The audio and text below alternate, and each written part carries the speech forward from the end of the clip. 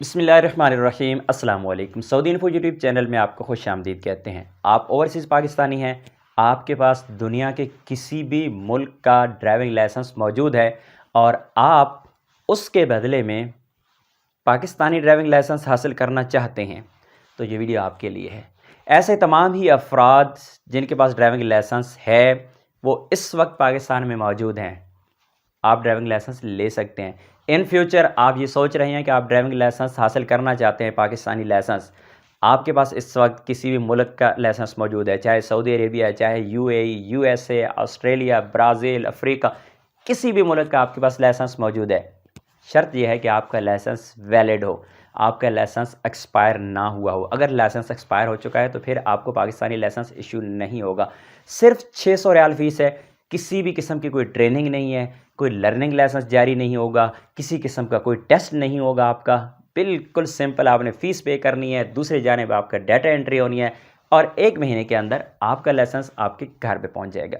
ये पूरी बातें जो मैंने आपको बताई हैं 100% श्योर हैं, मेरा पर्सनल एक्सपीरियंस है, मैं ख़ुद इसके लिए अप्लाई कर चुका हूँ।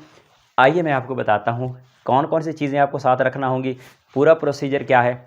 हो सकता है ये वीडियो 10 मिनट तक चली जाए, 15 तक चली जाए, मुझे नहीं आइडिया, लेकिन ये 10 मिनट या 15 मिनट आपके ज़ाया नहीं होने वाले।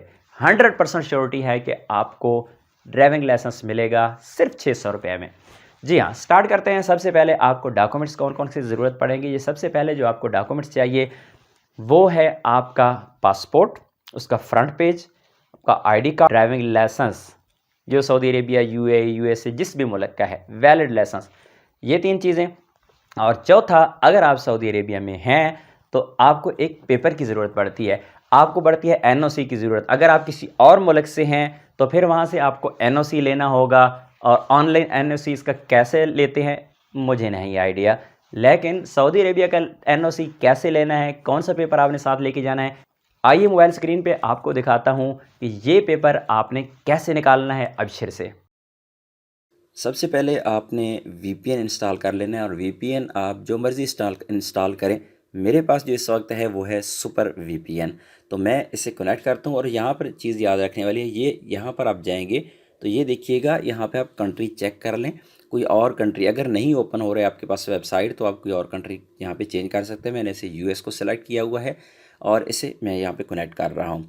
दो चीज़ें याद रखने वाली हैं, एक तो आप कंट्री चेंज करेंगे अगर आपकी वेबसाइट ओपन नहीं होती, और अगर फिर भी नहीं होता तो फिर थोड़ा सा इंतज़ार करने के बाद दोबारा से वीपीएन को आप कनेक्ट करें। मेरा वीपीएन इस वक्त कनेक्ट हो चुका है। अब मैं जाऊंगा गूगल क्रोम में और वहाँ पे जाके मैं अबशर ओपन करूँगा। अबशर पे कहाँ पे जाके आपको ये वाला पेपर मिलेगा। आपको यहाँ पर लॉगिन होने की ज़रूरत नहीं है, ना आपको मैसेज की ज़रूरत है। और आप सिंपल एक वेबसाइट पे जाएंगे और अबशर की वेबसाइट पे जाके आपको सिर्फ अकामा नंबर और डेट ऑफ बर्थ देना होगा, तो वहाँ पे जाके आपको ये वाला पेपर मिल जाएगा। किसी का पेपर भी आप बिल्कुल आसानी के साथ निकाल सकते हैं। मैंने अबशर.sa को यहाँ पे सर्च किया और हम जा रही हैं इस वक्त अबशर की वेबसाइट पे। एक चीज़ मैं आप लोगों को यहाँ पे क्लियर करता चलूँ कि आपका जो लाइसेंस है गैर मुल्की, वो अपने पास मोटरवे पुलिस नहीं रखती, बल्कि सिर्फ उसे देख के आपका लाइसेंस बनाया जाता है। और तमाम के तमाम जो डॉक्यूमेंट्स हैं वो ओरिजिनल डॉक्यूमेंट्स आपके पास होना ज़रूरी हैं। एक एक कलर कॉपी होगी और उसके साथ जो ओरिजिनल आपका डॉक्यूमेंट है, यानी आपका ड्राइविंग लाइसेंस ओरिजिनल, आपका पासपोर्ट ओरिजिनल, आपका आईडी कार्ड ओरिजिनल और जो अबशर का पेपर है वो, ये सारी चीज़ें आपके पास होना ज़रूरी हैं। और आपका ब्लड ग्रुप, अगर आपके लाइसेंस पर, यानी आपके पास जो लाइसेंस सऊदी या यूएई या जिस भी मुल्क का लाइसेंस मौजूद है, अगर उस पर आपका ब्लड ग्रुप नहीं लिखा हुआ तो आपने ब्लड ग्रुप का एक पेपर लेके जाना है। किसी भी लेबॉर्ट्री से आप अपना ब्लड ग्रुप चेक करवा के आप किसी एमबीबीएस डॉक्टर से उस पर स्टैंप लगवा लें और वो आपका ब्लड ग्रुप होगा। अब मैं मेन पेज पे आया हूँ तो यहाँ नीचे आता हूँ। यहाँ पे नीचे देखिएगा, इस एरो पे क्लिक करके यहाँ पे मैं चेंज कर रहा हूँ और यहाँ पे हम आएंगे पब्लिक क्यूरी ड्राइविंग लाइसेंस पे और इसे हम यहाँ पर कर देंगे क्लिक। जब क्लिक करेंगे तो ये नेक्स्ट पेज पे जाएगा। यहाँ पे हमसे अकामा नंबर और हमारे डेट ऑफ बर्थ पूछेगा, तो वो हम इसे यहाँ पर देंगे और उसके बाद हमें जो पेपर मिलेगा उसमें भी एक चीज़ है, वो भी आप लोगों को मैं दिखा देता हूँ। नेक्स्ट पेज पे हम आ चुके हैं, तो यहाँ पर आपसे अकामा नंबर पूछा जा रहा है। यहाँ पे आप अकामा नंबर देंगे अकामा नंबर देने के बाद यहाँ पे आप इस डेट को चेंज कर लेंगे, क्योंकि ये डिफ़ॉल्ट जो सेलेक्ट हुई हिजरी है, तो हिजरी डेट अकामा पर नॉर्मली नहीं लिखी होती। आप यहाँ से चेंज कर दें, और ये कैलेंडर है, कैलेंडर का बटन है, इस पर हम क्लिक करेंगे तो यहाँ पर हमें डेट चेंज करना है। और डेट ये रही, हम यहाँ पर पहले साल चेंज करेंगे, उसके बाद महीना चेंज करेंगे, और उसके बाद हम चेंज करेंगे डेट। डेट पे क्लिक करेंगे और यहाँ पे देख लीजिएगा कि आपकी डेट ऑफ बर्थ सही आ रही है, तो ओके है। उसके बाद ये जो कैप्चा कोड है इसे यहाँ पे देंगे। कैप्चा कोड देने के बाद व्यू पे हम जाके क्लिक कर देंगे। क्लिक करने के बाद आपके सामने जो आपके लाइसेंस की इंफॉर्मेशन है वो शो हो जाएगी। ये इन्फॉर्मेशन आपके पास शो हो चुकी है, आपका अकामा नंबर, आपका नाम और ड्राइविंग लाइसेंस, आपकी डिटेल यहाँ पे नीचे आ रही है। तो ये देखिए यहाँ पे ये प्राइवेट का बटन आ रहा है, जो भी आपके पास बटन हैवी ड्राइविंग लाइसेंस का आ रहा है, प्राइवेट का आ रहा है, इस पे आपने क्लिक करना है। ये शो करवाता है कि आपके पास लाइसेंस है कौन सा, आपके पास हैवी ड्राइविंग लाइसेंस है, आपके पास कार का लाइसेंस है, जो भी है। तो इससे हम प्राइवेट में जो क्लिक करता हूँ तो ये डिटेल नीचे शो हो गई है। अब इसको मैं थोड़ा सा नीचे लेके आऊँगा ताकि ये डेट मुझे शो होती रहे। ये देखिए यहाँ पर, और ऊपर आपका अकामा नंबर भी शो हो रहा है, नाम भी शो हो रहा है। तो यहाँ पे सिंपल आपने स्क्रीनशॉट ले लेना है। स्क्रीनशॉट आपने लेना है, और स्क्रीनशॉट लेने के बाद आप इसका प्रिंट करवा लेंगे। प्रिंट करवाने के बाद ये वाला पेपर आपका साथ लगेगा।